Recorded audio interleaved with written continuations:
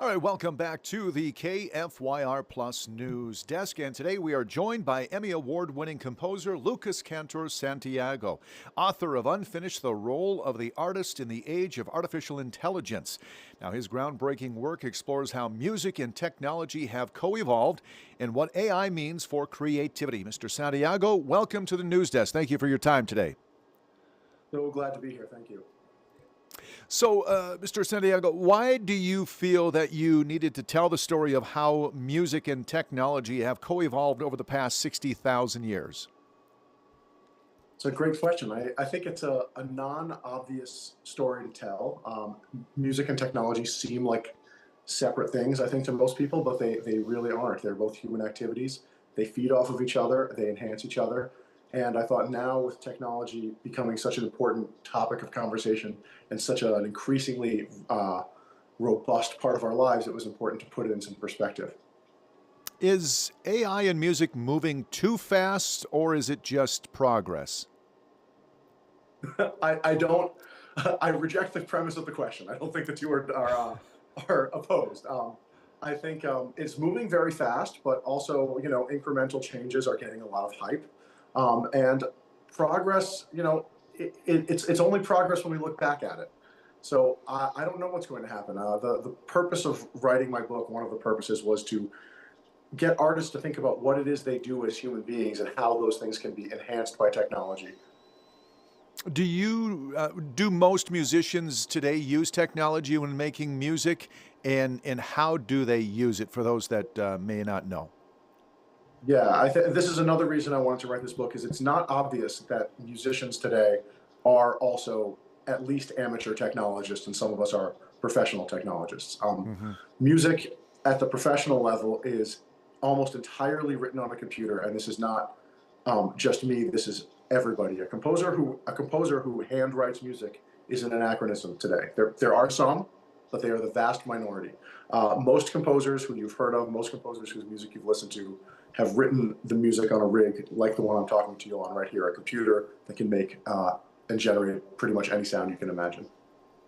Okay, so kind of explain how you use technology yourself for the viewers. What is it that you use it for the most part? One of the So I create music on a rig that can generate any sound that I can think of. So if I'm, Hmm. say, scoring a piece of film, I can look at that film, I can play on a piano or on a violin or on a cello or on a combination of all of them. I can play in real time what my ideas are maybe for that scene. And then I can go back and look at that music at any level of detail I want, change any detail that I want, and then I can export that with the video, or I can export it without the video, and I can really play with it in this digital realm, much like an editor edits on a digital video rig, much like someone could edit video and photos on their phone. I have just basically a professional version of software like that. Does it does it write the notes down for you? I guess line by line. Everyone works a little differently. The way I work is I play the notes in. I play them in like on a piano, and Hmm. I could have it generate sheet music for me. That sheet music then would need to be processed by human professionals in order for it to be intelligible for someone to play on a stand in an orchestra.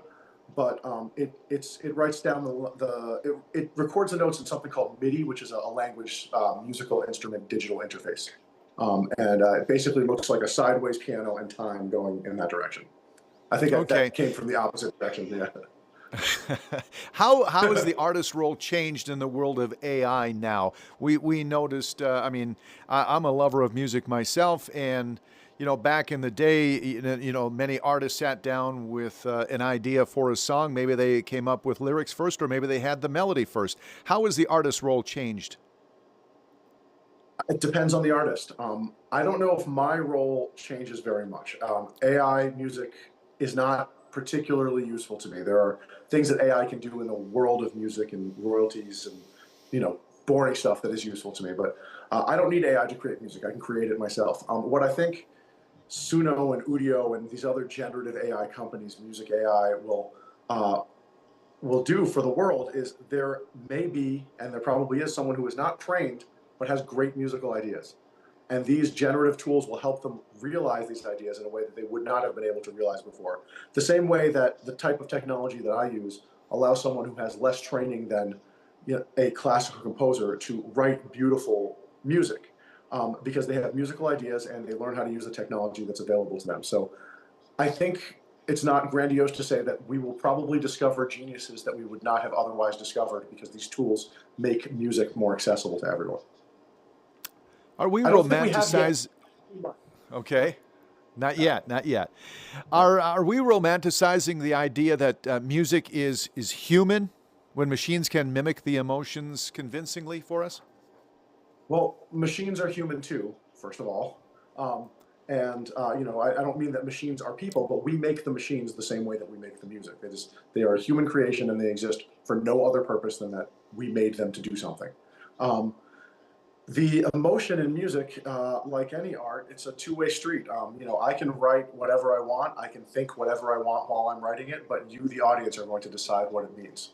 Um, and that has always been the case. The reason that you go to a concert with a friend is because you will have a conversation afterwards, and you will have just experienced two different things. Otherwise, there's no reason to talk about it.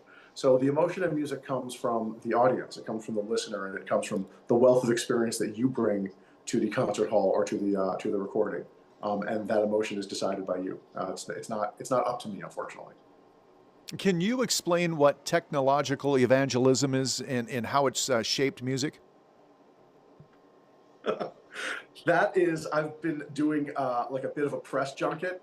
That is the best question I've gotten all day. Thank you so much.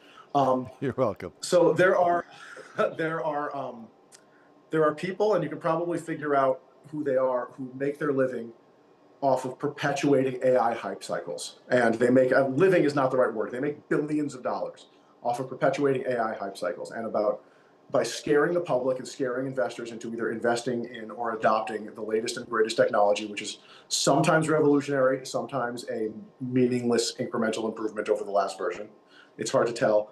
And the evangelism is important because technology is important and you need capital to deploy technology. So people who can go out and raise money to make things, it's great. I have absolutely no problem with that. And I think it should continue to exist. I think there are people who make a living off of scaring people about artificial intelligence and scaring them that there's, not going to be anything left for artists, or that, humanity as we know it is doomed. And that is simply not true. And it's irresponsible to say that it is. So yeah, I think that the technological evangelists, you know them when you see them, and you can probably, all of your viewers can probably think of a few off the top of their head. How has streaming and commercialization changed the sound of music? The music is always created to sound good on the technology that it's intended for. If you listen to a record, it doesn't have, I mean like an actual vinyl record. It doesn't have a lot of bass. It has very high on mid frequencies, and the high frequencies are usually very pronounced and very crisp. And the reason for that is that too much bass will jump a needle, and you won't be able to play the record anymore. That is not a consideration in streaming. So streaming, the fidelity and the bandwidth is huge. You can have really low sounds, you can have really high sounds, and you can have them coexist. And that is how we make music today. The technology used to make and to listen to music has a bigger effect on its sound than any other factor. Where is AI music now, and where do you feel it's heading in the next 5 years? um, I will say that I'm not a futurist. I'm happy to guess, but that is all I'm doing.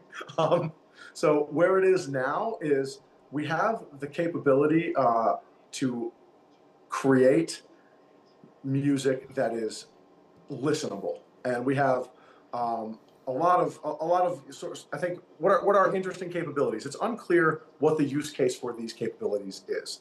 People do like pressing a button and getting music, but it's not something that anybody's made a career out of, or I don't know that they will. So in 5 years, I think that the tools that serve the people who make music either professionally or at least seriously will survive, and there will be very few of them.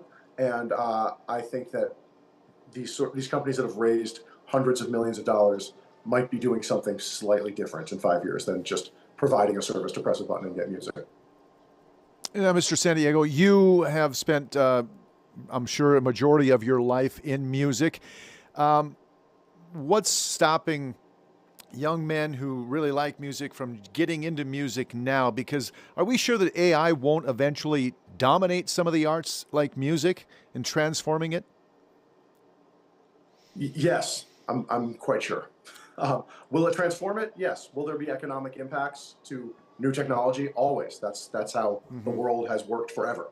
So, if you're looking to get into the business of, writing bespoke love songs for people's, for people's anniversaries, that might be something that will be disrupted.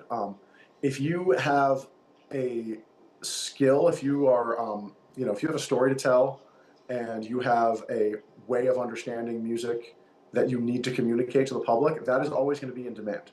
And that is always going to be something that you can do.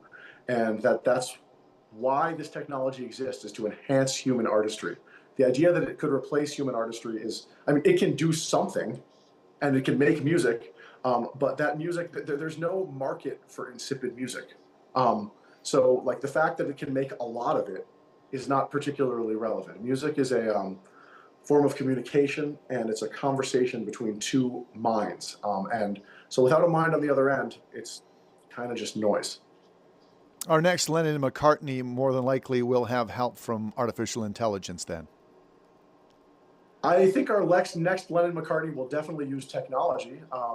Will they use AI? I don't know. I'm excited to find out. And after working with AI to finish Schubert's symphony, what do you believe is the artist's true role in this new era?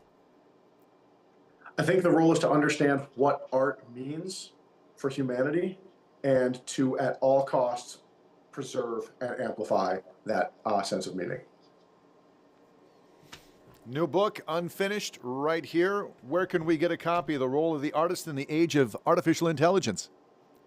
Wherever books are sold, you can get it on Amazon, you can get it from Bloomsbury's website, and it should also be available in your local bookstore.